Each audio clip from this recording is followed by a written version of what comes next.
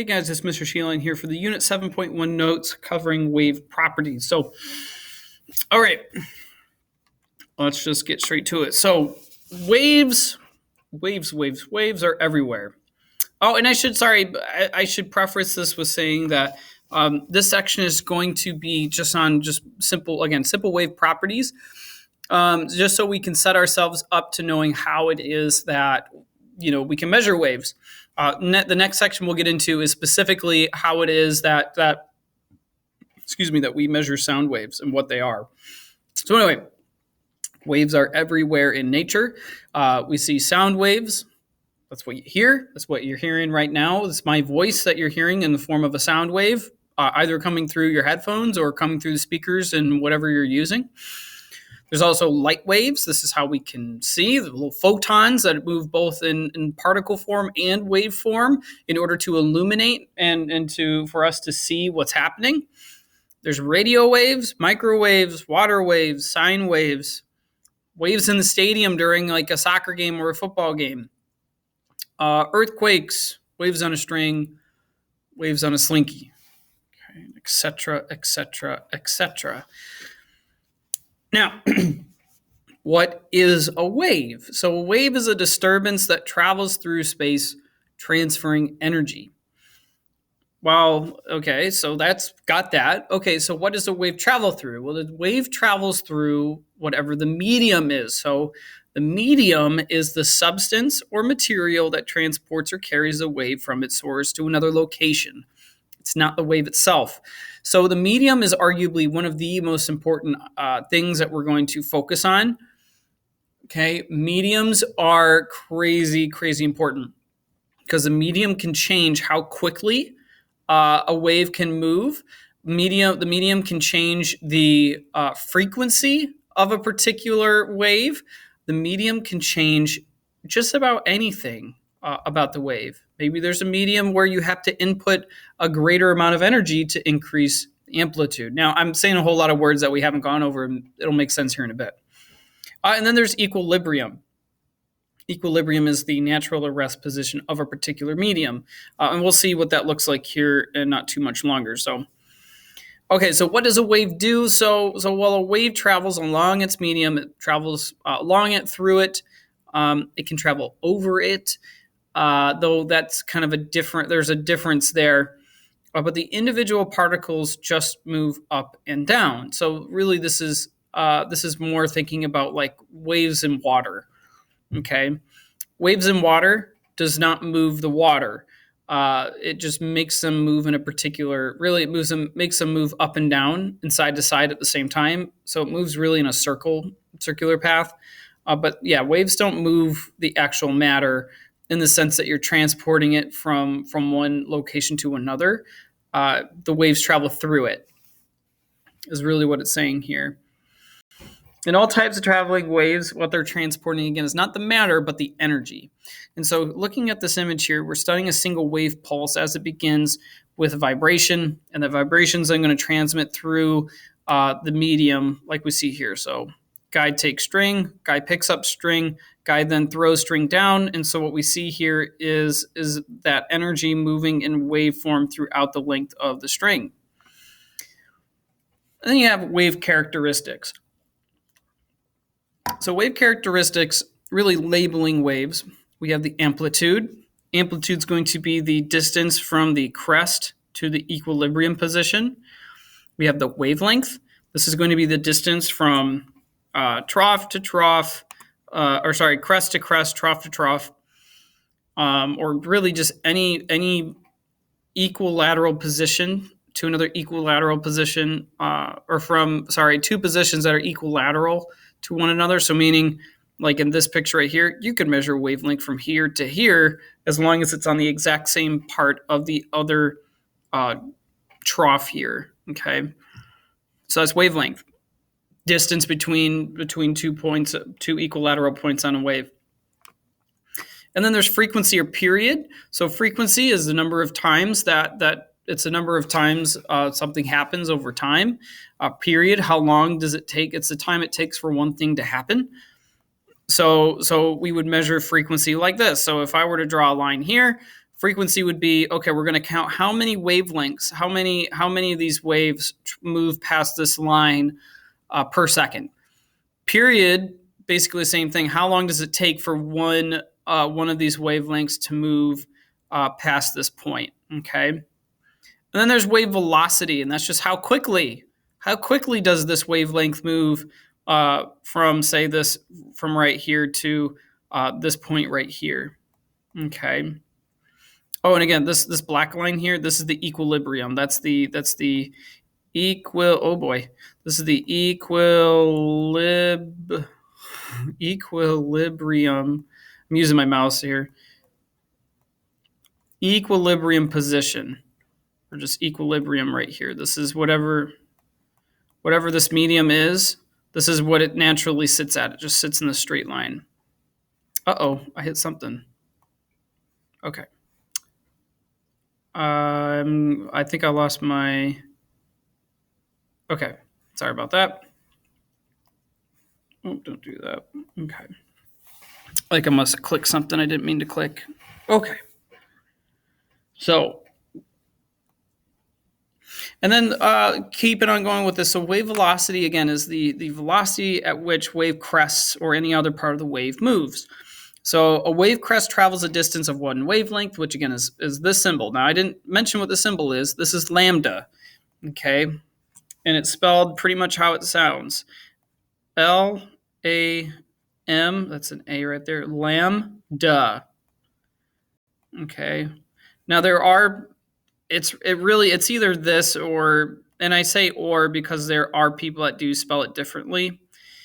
Okay. It's either lamb and then duh, or it's lamb and then duh. So it's sometimes it's with a B, sometimes it's without a B. It depends who you ask. Usually I'll write it with a B, but that's lambda right there. Lambda is wavelength. Okay. And we can figure out the velocity of a wave by using these two equations here. So here, velocity, again, is just, it's displacement right here. It's displacement over time, okay? Wavelength, it would be displacement. You're seeing a wave move over a particular distance, and then you're dividing it by how much time it takes for it to move over that distance. So here we can use this equation in order to find it, or we can use this equation right here. How many times, frequency, how many times we're going to see these waves times the wavelength. Okay, we can use either one of these in order to solve for this. Now, I already have a video made for the Check Your Understanding, so make sure you complete those Check Your Understandings here. So pause the video, complete the Check Your Understandings, and then after I'm done going through the notes here, come back and double check your answers. Okay, so now we have wave motion. So the velocity of a wave depends upon the medium through which it's traveling. So like sorry about that. So again, the medium, it's crazy to understand the medium makes a tremendous difference, almost a complete difference of how quickly a particular wave is going to travel. Excuse me. So wave of velocity is stretched, or on a stretched string is related to the tension force in the string and the mass per unit length of the string. So now this equation, we're only going to use it in not so much actually finding out what the velocity would be per tension, basically the density of the string, because that's what it is. Miller to the office, please. Kate Miller. It is. Again, its velocity would be, in this case, would be equal to the tension force divided by the density. We're not going to actually calculate this. In the next Check Your Understanding, it's just to show you just how different the velocity can be, where we change the tension, pretty much just the tension force. So again, this is already captured in a video, so make sure you go watch that video to go through that. Now, the two types of waves that we're going to be really focusing on will be transverse waves and then longitudinal waves. So a transverse wave is going to be a wave in which the medium vibrates perpendicularly to the wave's motion. So and in this still picture right here, it's not the best example, but the way that this is going to move is that the wave motion is in this direction. Okay. And the way that we know the wave motion's in this direction is because if we were to put a single pulse through the wave, how to draw that? It'd be like, okay, you put a pulse in the wave. For a second, it's going to be here, and then it's going to be right here, and then it's going to like, it's not the best way. So if it's starting out here, okay, then it's like halfway, and then it's going to reach the end. So it's like this, you're watching the wave move in this direction. So we're saying that the wave's motion is this direction, but the medium vibrates, so it moves, it kind of twists perpendicularly to the motion. That's where we got this little hump here. That's where these little humps are at. Okay, so it's perpendicular. So if you do have any trouble with remembering, what a transverse wave does or how it moves, just remember this. Remember that for transverse waves, like this is the T. The T has like the up arrow and it's got side to side arrows, so it's going to be moving, and there's going to be a motion that is perpendicular. That will be perpendicular. Okay. And then there's longitudinal. This is where the medium vibrates parallel to the wave's motion. So it's going to look like this. So the wave motion is going to go in this direction, but then also the medium is vibrating in this direction as well. Okay, and so these little pockets here you would see move like this way and then back and forth. Okay, not only that, that's really the only spot that's the only thing that's really moving, if you want to think of it in that way. Okay. Now, there are two little spots here. There's this thing called a rarefaction, and then there's this thing called compression. So the compression is going to be this spot right here. Really, it's actually going to be like right here. Okay, it's the position on your medium that is going to compress. Okay, and we see another one right here. And we see another one right here. Oop, we see another one right here. This is a compression. Okay. So again, it's where there's a concentration of your energy. So those are compressions, again, where the energy is concentrated. So, and then you have these little spots right here in between the compressions, these little spots where your medium is super stretched out. This is what's called a rarefaction. Okay. There's another word for this, and I can't remember what it is. Other teachers call it something else, but we're just going to call it rarefaction. And these are sections, these are characteristics of longitudinal waves that we have to measure and we have to know because, and it's not on here, but I want you to write this in your notes, because from roughly about midway on, midway on the compression to midway on a compression, that's just wavelength. You can do it from center of rarefaction to center of rarefaction. It's usually not done like that. It's because usually we're more curious about the distance between, again, where the energy is concentrated at. So again, this right here would be wavelength. And then if you have trouble remembering which one's which, just remember, like, write out longitudinal, and the L will be like just a single arrow. You have the motion and also the vibration moving in the same direction. And then we're going to kind of close or come to our close in a bit here to the notes, looking over reflection and transmission. So reflection, what is reflection? Well, reflection is just what happens. This right here is what happens to a wave when it hits, like when it reaches a point.